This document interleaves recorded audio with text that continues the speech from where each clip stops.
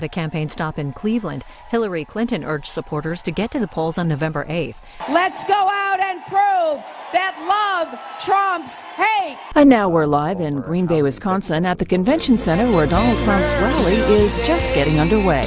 This is a movement like nobody in this country has ever seen before.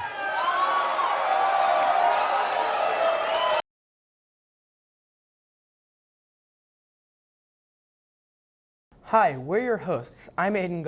And I'm Henry Hushke, here to discuss the Electoral College as we near the next presidential election on November 8th. Many students think that whichever candidate gets the most votes wins the presidency, but that's not always the case. In both 2000, 1876, and 1888, the candidates with the most votes lost the presidency.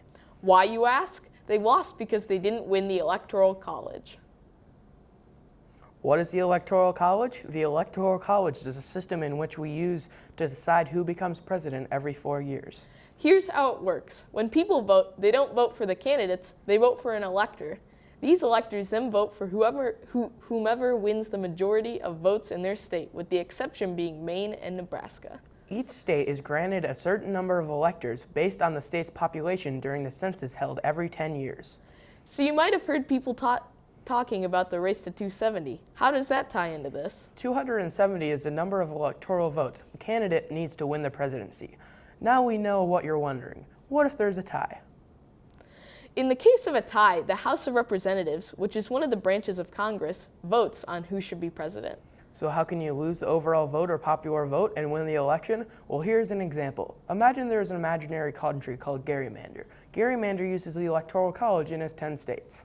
Each state has 100,000 people, giving the country a total population of 1 million. Everyone votes. There are two candidates, Jonathan Withers and Lois Smith. Lois Smith wins in 4 states at a margin of 70,000 to 30,000 votes.